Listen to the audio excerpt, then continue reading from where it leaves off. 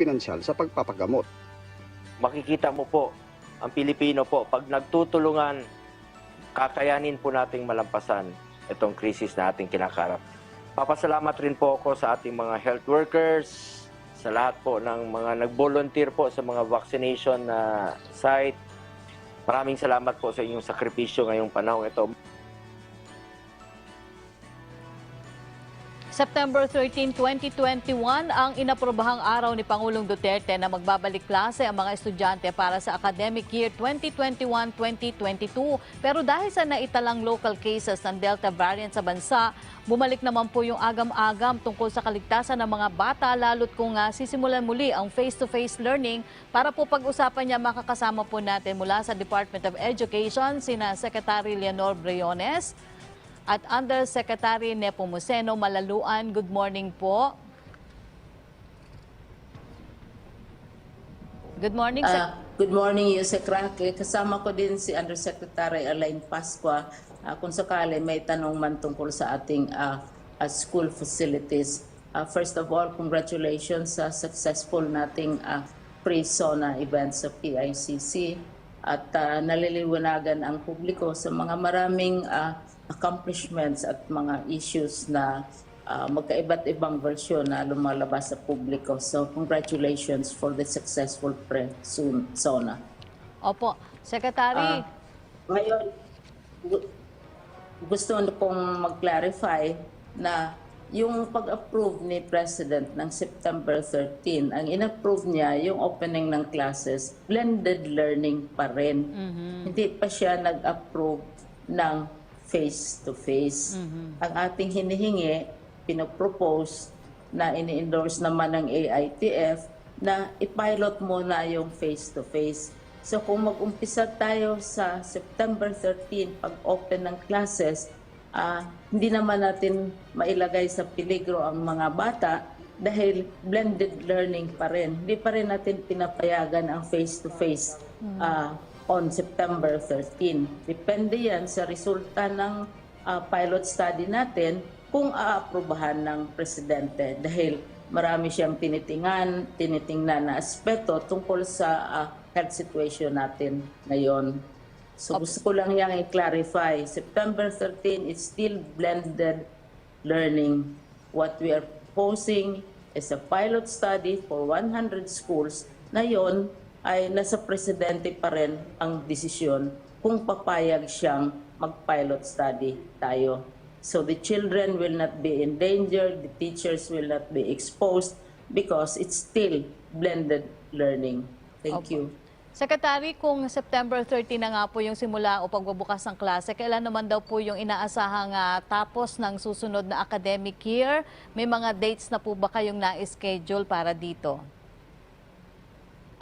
Usec, ang ating end of school year is scheduled for June 24, St. John's Day pa, 2022.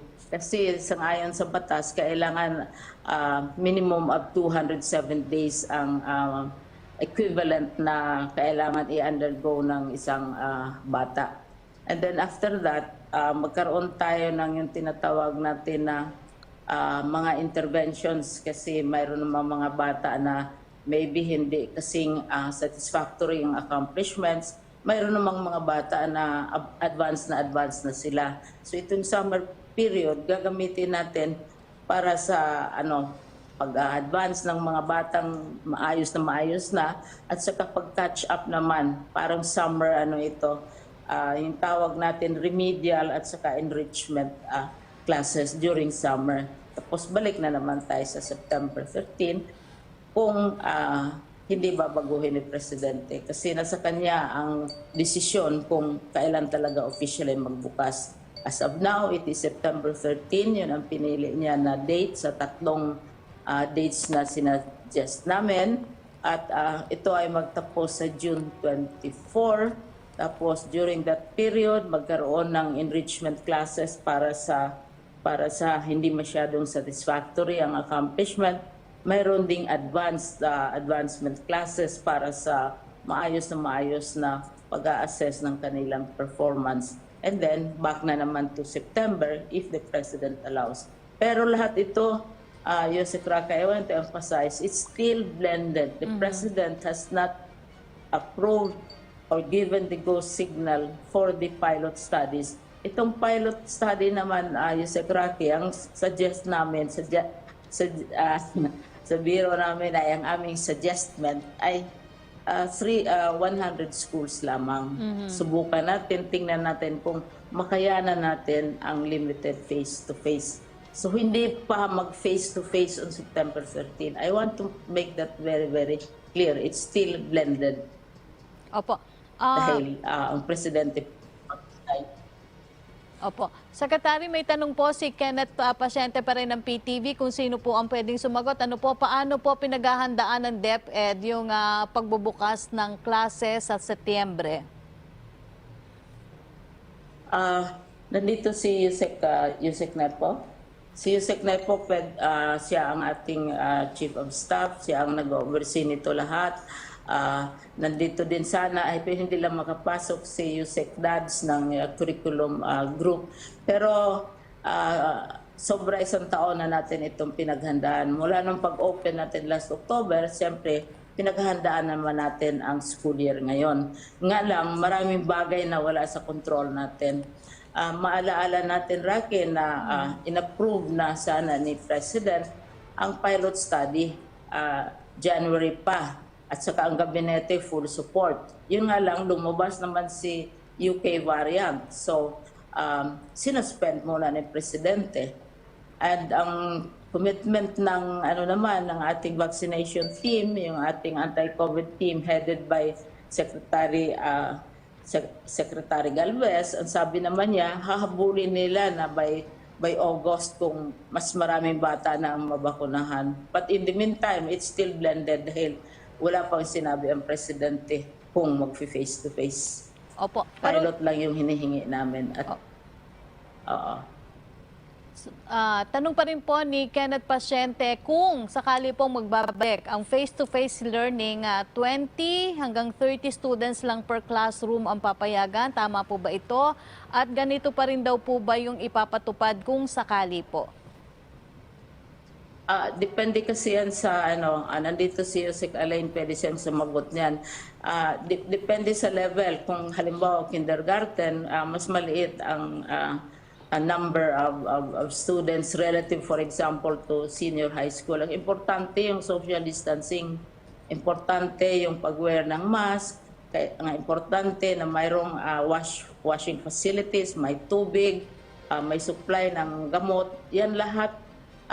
Hindi basta-basta na magbukas kami automatically ng eskwelahan for face-to-face na sabihin natin kasama sa 100 schools.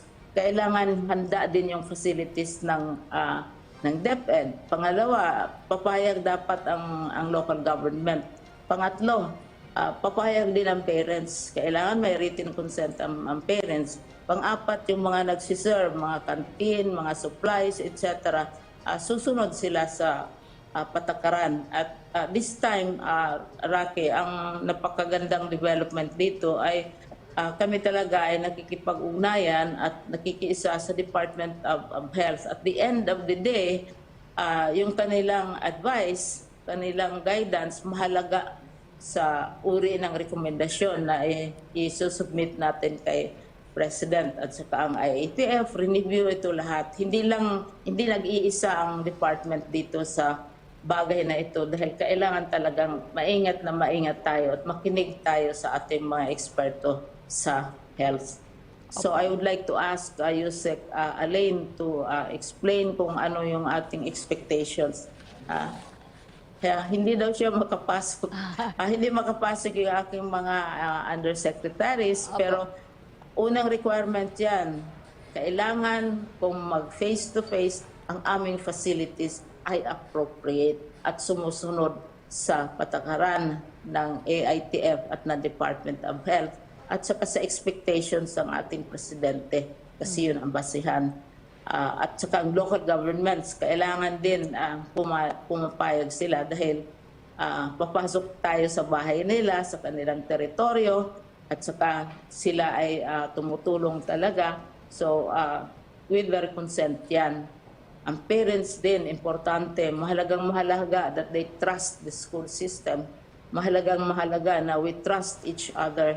Kasi alam naman natin na hindi lamang sa school, actually, virtually zero yung infection sa school level dahil hindi naman pumapasok yung mga bata. So, mahalaga yung environment sa bahay, yung mga public transport services, etc. So, ingatan talaga natin. Kaya nililimit natin ito to only 100 schools kung magpa-pilot studies tayo. In the meantime, blended pa rin, Rocky. Opo, ang nakita ko sekretaryong kasama po natin ay si Usec Nepomuceno. Ano po? Kung hindi man daw po sa darating na... Sige, pasokин natin siya. Opo. Kung hindi naman daw po sa darating na September, kailan nyo po nakikita nga pwede ulit i-recommendang ibalik ang face-to-face classes? Pwede pa daw po ba ito sa kalagitnaan ng school year kung maabot yung population protection? Tanong po yan ni Vic Tahod ng DZAR 1026 Sunshine Radio.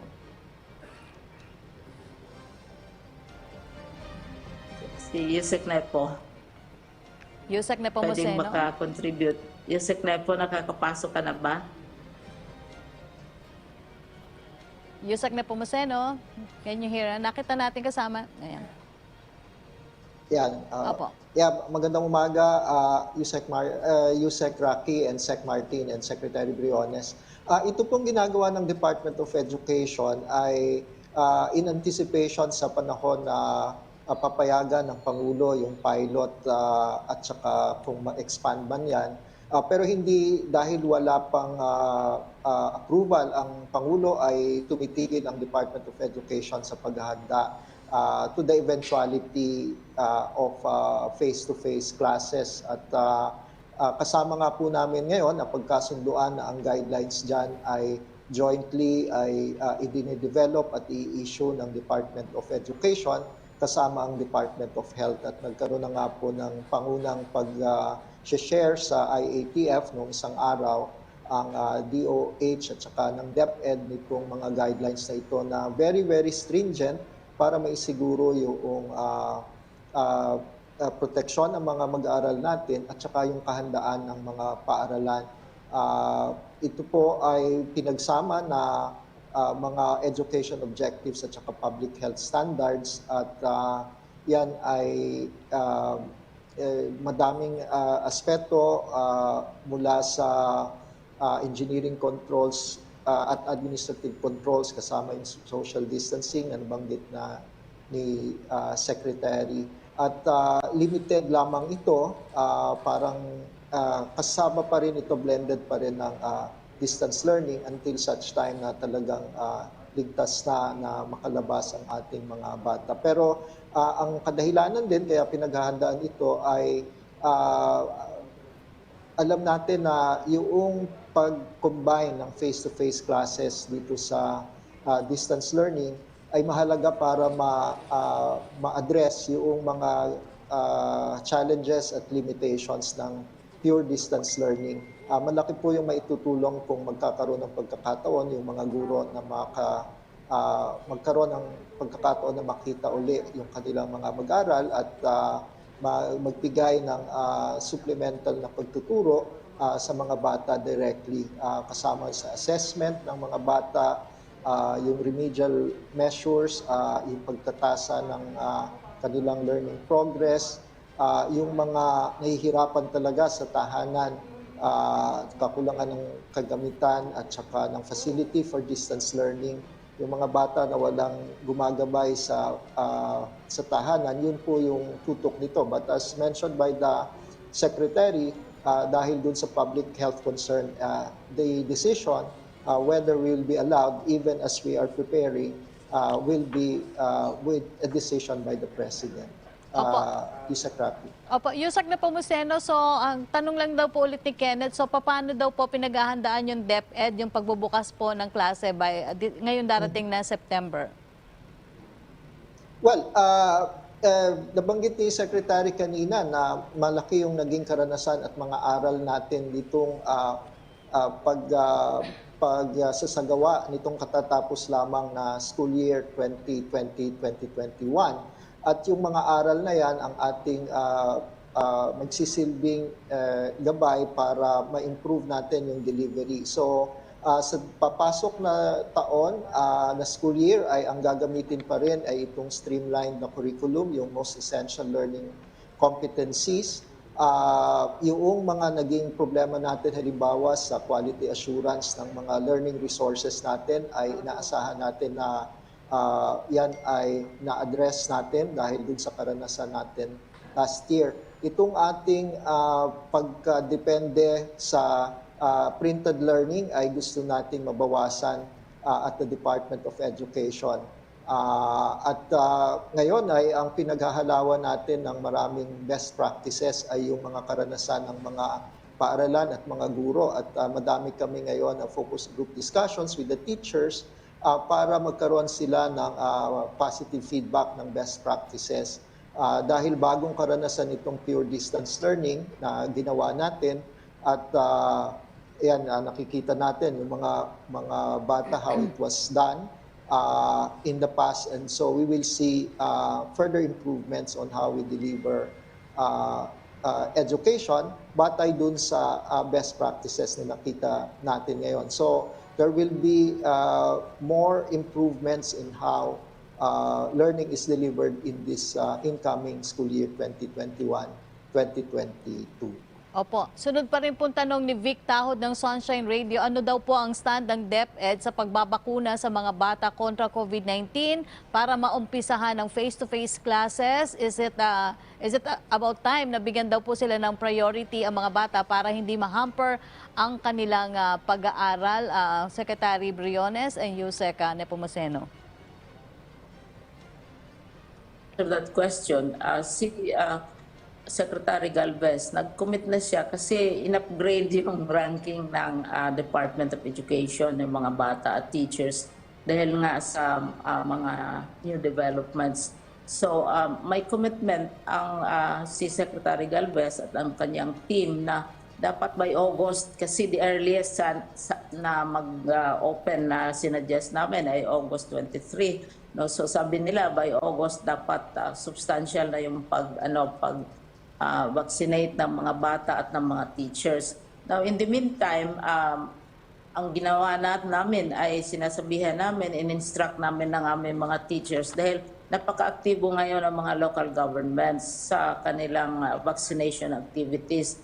Kung qualified sila, according to the priorities, dapat pumunta na sila sa mga local governments nila. And as a matter of fact, more than 300,000 employees na ang nakapa-vaccinate sa 15 regions lang, hindi kasamang 2 regions lang for B at saka ang BARM kasi wala pang data. So mga 300,000 na ng ating mga teachers ang nakapa-vaccinate na on their own dahil sinabi namin punta na kayo sa mga local governments ninyo kung may comorbidities kayo, you have the age requirement, etc. Dahil may mga standards ang local governments. So, yun ang commitment na by August. Ang condition kasi about the vaccination is from the President himself. So, he has to be given that level of satisfaction and comfort that the children and the teachers are protected, no? So yun ang situation at this time.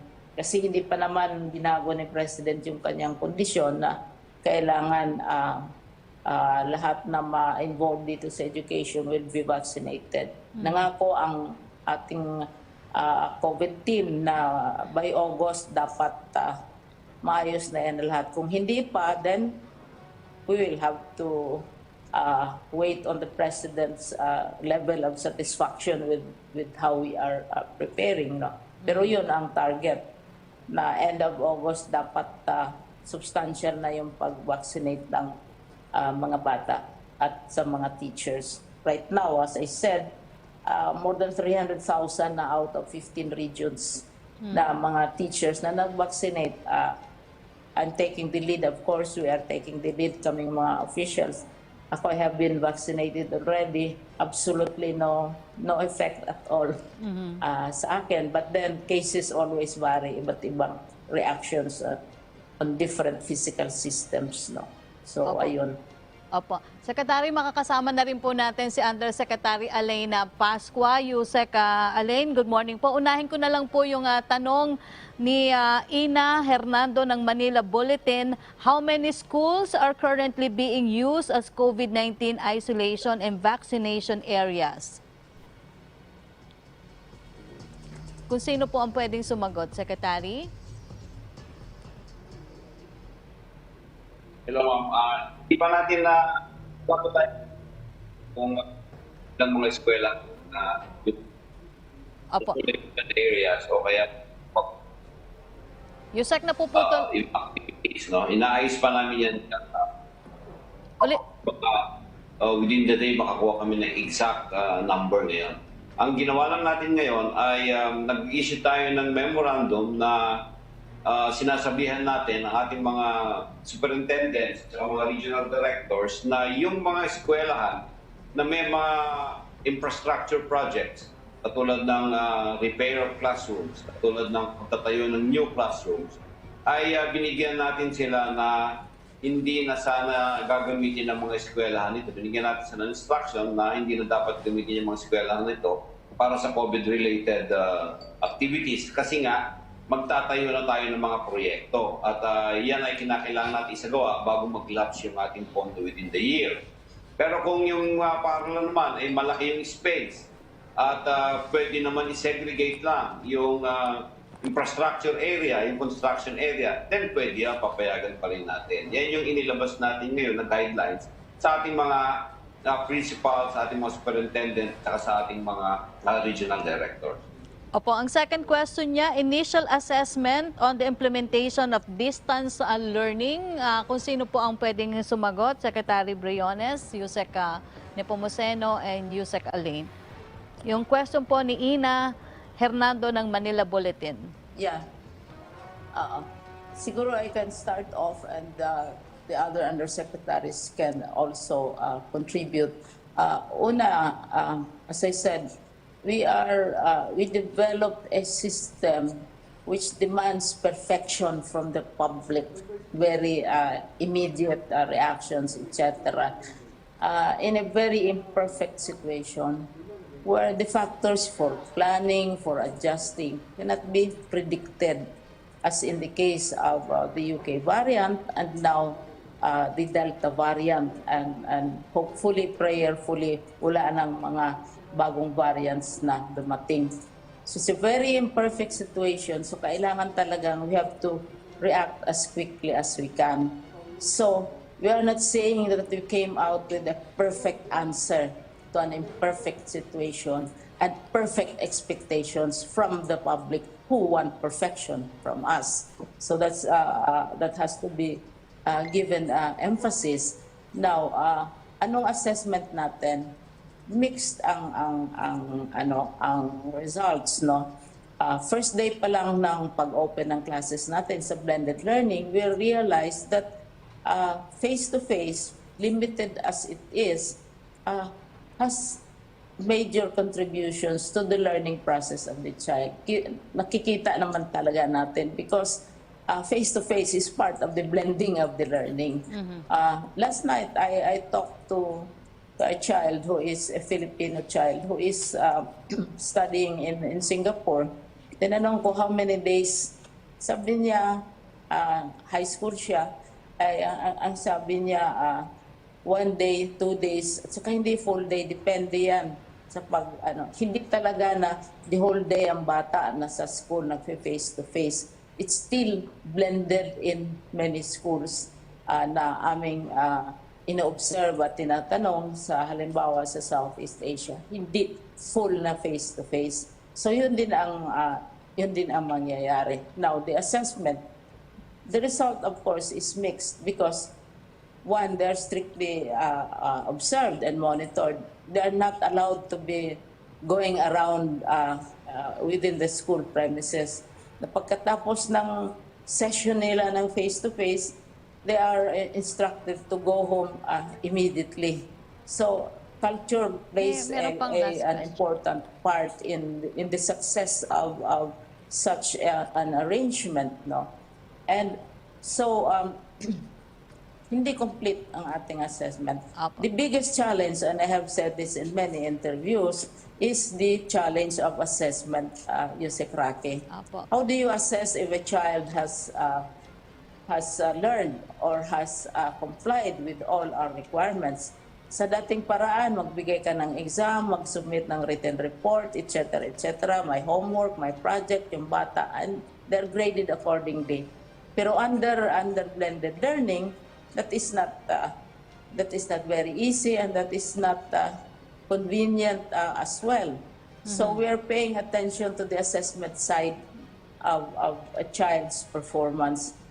But at the same time, this summer, after the close of the academic school year, we're going to have enhancement sessions for those we think need more help, or because there are also parents who also need help. Isang interesting factor na notice namin, that the parent teachers associations, for example, or the local government, as in the case of Valenzuela, I often mention Valenzuela, and also in Region 1 and Region 2, they have the so-called Nanay Academies, where they upgrade or facilitate helping the nanays or the lolas or the yayas or the tutors who help the children. I know certain institutions who provide schooling for the yayas because they also recognize the fact that yayas tutor the children if the parents are not available. So itong mga